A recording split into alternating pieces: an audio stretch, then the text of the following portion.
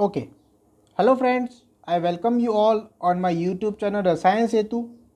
Friends, in today's video, we are going to discuss previous year questions of quantum chemistry which was asked in CSIR NET December 2018 exam. Okay friends, so let's start. See, this is your first question friends. Question says the uncertainty in the position of a moving electron is 100 picometer. The uncertainty in its speed is closest to where mass of electron is 9.11 into 10 की power minus 31 kilogram and Planck constant is 6.63 into 10 की power minus 34 joule into second. आपको friends find करनी है uncertainty in its speed. 2 marks का question है ये। Okay friends, चलिए देखते हैं। See, according to Heisenberg's uncertainty principle,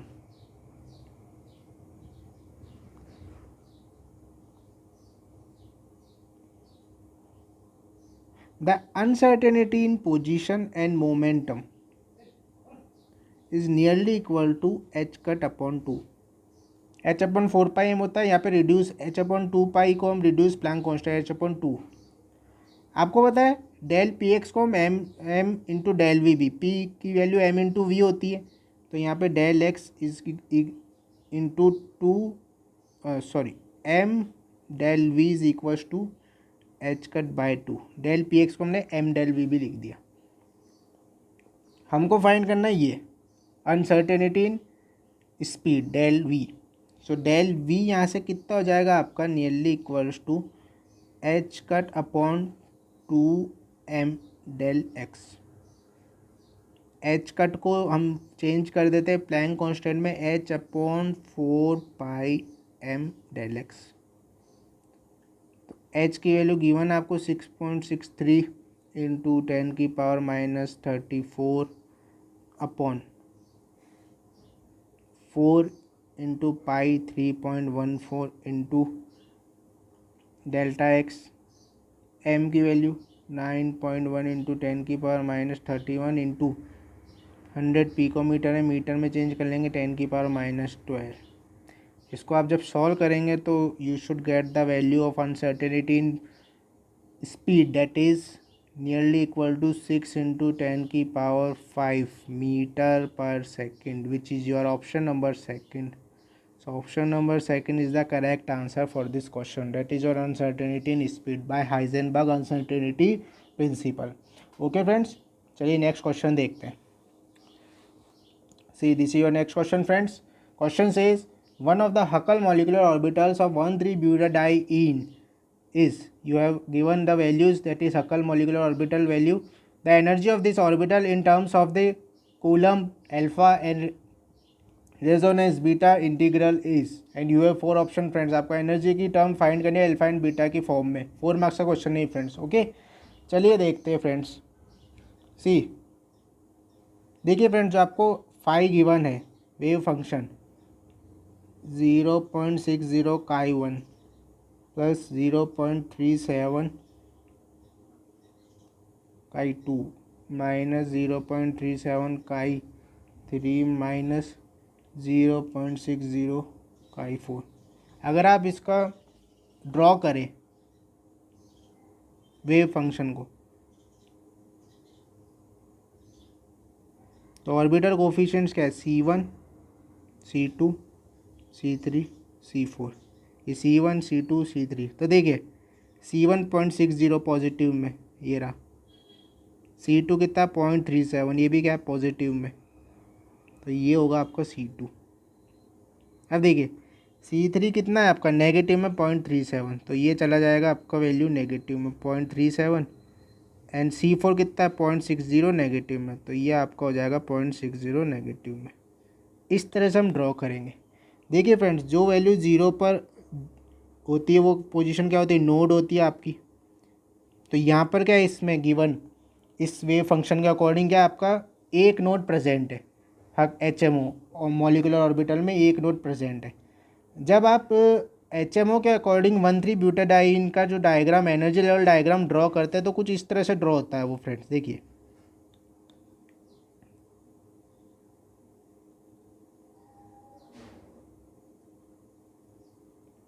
HMO diagram of 1,3-ब्यूटाडाइन is given by this, where ये होती है अल्फा प्लस 1.62 बीटा, ये होती है अल्फा प्लस 0.62 बीटा, ये होती है अल्फा माइनस 0.62 बीटा, ये होती है अल्फा माइनस 1.62 बीटा, ये होती है आपके ज़ीरो नोड, यहाँ पे होते हैं 1 नोड, यहाँ पे होता है आपके 2 नोड्स एंड यहाँ पे होता है आपके 3 नोड्स।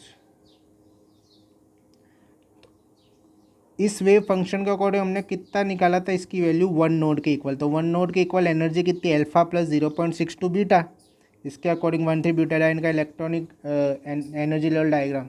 तो your option number second is the correct answer for this question. तो ये जो मॉलिक्यूलर ऑर्बिटल गिवन है आपको, इसके अकॉर्डिंग एक नोड प्रेजेंट होगा, एक नोड से रिलेटेड जो एनर्जी लेवल होता है वो होता है alpha plus 0.62 beta, which is your option number second, alpha plus 0.62 beta. Okay friends, तो ये था इस क्वेश्चन का आंसर। आई होप आपको समझ आया होगा। चलिए नेक्स्ट क्वेश्चन देखते हैं friends. See this your next question, for a one dimensional x harmonic oscillator perturbed by a x3 potential, the sum of the first and second order correction to the ground state energy is। ये 4 option friends, आपको friends perturb दे रखा है x3 की power में, then आपको ये find करना है कि इसकी जो फर्स्ट ऑर्डर एनर्जी करेक्शन है, सेकंड ऑर्डर एनर्जी करेक्शन होगा, उसका सम कितना होगा, 0 से कम होगा, 0 से ज़्यादा होगा। इस तरह से 4 ऑप्शन है आपके पास, 4 मार्क्स का क्वेश्चन है ये। ओके फ्रेंड्स, चलिए देखते हैं। सी फ्रेंड्स, आपको पता है कि अगर आपके पास x की पावर ऑड हो, फॉर पावर ऑड, इस कंडीशन में आपका जो ग्राउंड स्टेट परटर्बेशन थ्योरी में फर्स्ट ऑर्डर एनर्जी करेक्शन होता है वो तो होता है आपका 0। When x to the power odd given, then in this condition the first order correction to ground state energy will be equal to 0 necessarily. ऐसा ही एक क्वेश्चन हमने जून 2018 में भी सॉल्व किया। Okay friends, and for any potential system the second order correction to ground state energy due to perturbation is always negative। ये भी आपको ध्यान रखना है।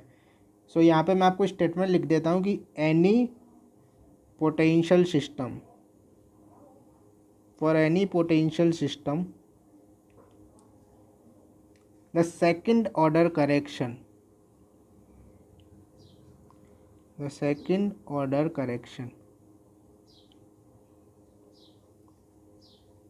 to ground state energy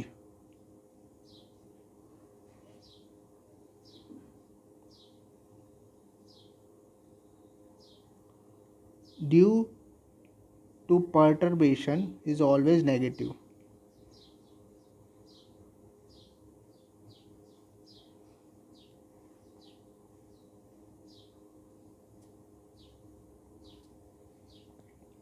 okay friends, तो यहाँ से आपको क्या मिला,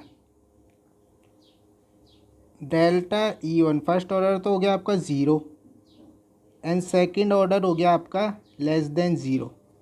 तो इट मीन्स इनका सम क्या हो जाएगा आपका, sum of del E1 plus del E2 will be less than 0 और negative.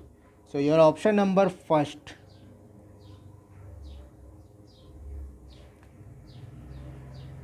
Is the correct answer, that is less than 0।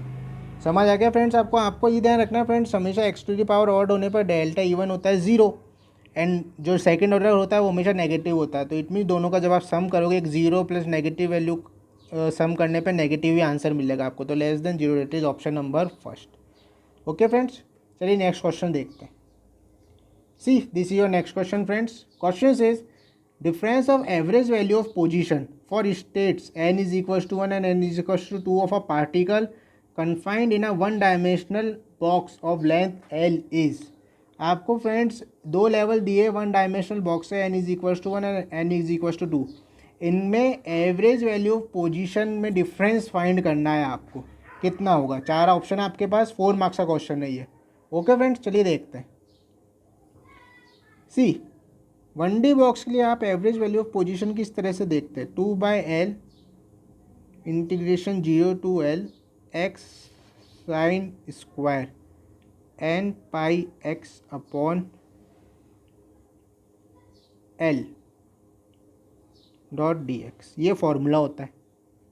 तो यहाँ से जब आप इसको सॉल्व करेंगे तो ये आपको जाएगा 2/L into L square by 4। इस पूरी टर्म का सॉल्यूशन एल स्क्वायर बाय 4 आता है। तो 2 से 2 कैंसिल, तो ये आपको हो जाएगा L/2। So average value of position is given by L/2. So it means it doesn't depends on n.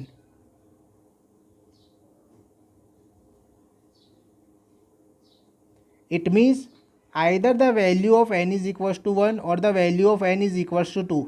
The average value of position should be equal, that is L/2. So the difference between both is 0. So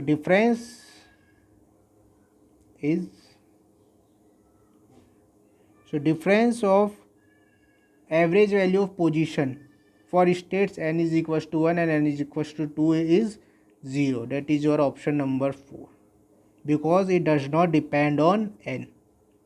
जब depend नहीं करेगी तो value difference कितना आएगा, 0 आएगा। सबके लिए value क्या है, सेम रहेगी आपकी। n इज इक्वल्स टू 1 के लिए भी L/2, n is equals to 2 के लिए भी L/2। ये क्या है आपके 1D बॉक्स में। ओके फ्रेंड्स, चलिए नेक्स्ट क्वेश्चन देखते हैं। See this is your next question friends. Question says the Hermitian operator among the following is. आपको 4 ऑप्शन दिए गए हैं, आपको क्या फाइंड करना है फ्रेंड्स, हर्मिशियन ऑपरेटर फाइंड करना है। इन चारों में से कौन सा होगा। ओके फ्रेंड्स, 4 मार्क्स का क्वेश्चन है, चलिए देखते हैं। देखिए फ्रेंड्स, कोई भी ऑपरेटर हर्मिशियन कब होता है, जब उसका Hermitian adjoint that is a की power reverse dagger is equals to a positive है, तब तो ये होता है आपका हर्मिशियन ऑपरेटर। a का एडजॉइंट a आए, और अगर कोई भी ऑपरेटर का एडजॉइंट आता है -a, मतलब a का ऑपरेटर का एडजॉइंट माइनस है, तब ये होता है आपका एंटी हर्मिशियन। तो आपको ये ध्यान रखना, आप सॉल्व करेंगे जब भी ऑपरेटर को, गिवन ऑपरेटर को, अगर उसका पॉजिटिव में रिजल्ट आता है तो वो होता है हर्मिशियन, नेगेटिव में आया तो एंटी हर्मिशियन। इस बेस पर देखिए आप फ्रेंड्स, अगर आप जो आपको ऑप्शन नंबर 1 गिवन है डेट इज आयोटा h का d² / dx², इसका आप एडजॉइंट लें तो ये क्या होगा, आयोटा h का एडजॉइंट इंटू d² / dx² का एडजॉइंट, ये होता है रिवर्स डैगर साइन। तो ये तो हो गया आपका आयोटा h का एडजॉइंट क्या होगा, minus iota h and d² / dx² का कितना होता है आपका, ये हो जाएगा d² / dx²। तो ये देखिए फ्रेंड्स, ये इसका क्या है माइनस में, तो इट मीन्स ये तो क्या होगा आपका एंटी हर्मिशियन हो गया। तो ये तो आपका क्या है, आंसर नहीं होगा, ऑप्शन 1 तो करेक्ट। अब देखिए नेक्स्ट ऑप्शन, देखिए नेक्स्ट ऑप्शन आपको गिवन है माइनस आयोटा h का d/dx, इसका आप एडजॉइंट ले तो देखिए ये आएगा आपका माइनस आयोटा h का एडजॉइंट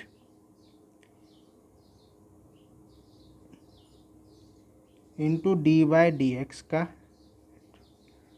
तो माइनस आयोटा h का तो कितना आ जाएगा आपका आयोटा h एंड d/dx का जो एडजॉइंट होता है वो होता है आपका माइनस d/dx। देखिए फ्रेंड, d² / dx² का कैसे करते हैं अपन, ऊपर वाले में d/dx का माइनस d/dx, इसको जब आप 2 बार कर देंगे डबल तो ये माइनस का प्लस में चेंज होगा, तो d² / dx² का d² / dx² ही रह जाता है, और आई h का माइनस आई h, तो अब माइनस आई h का क्या हो जाएगा, प्लस आई h। तो ये किसके इक्वल हो जाएगा, माइनस आयोटा h का d/dx, इसके इक्वल ही हो गया, ये माइनस आगे चला गया तो ये वैल्यू सेम है, माइनस आयोटा h का d/dx and minus iota h का d/dx। एंड हमने ये कंडीशन बताई थी कि इसका जो हर्मिशियन एडजॉइंट होता है वो अगर प्लस में आया था तब वो क्या होता है हर्मिशियन। तो इट मीन्स आपका जो माइनस आयोटा h का d/dx है that is your option number 2।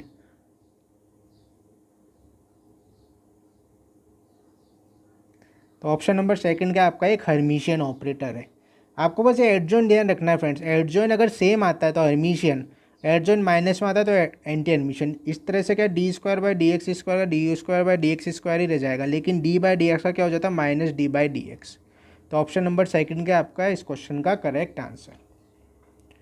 सो ये थे फ्रेंड्स आपके कुछ क्वेश्चन जो दिसंबर 2018 में पूछे गए थे। आई होप आपको अच्छे से समझ आए होंगे, लेकिन फिर भी कोई डिफ़िकल्टी हो तो कमेंट सेक्शन में आके जरूर पूछिए friends. Okay, so thank you friends, thank you for watching.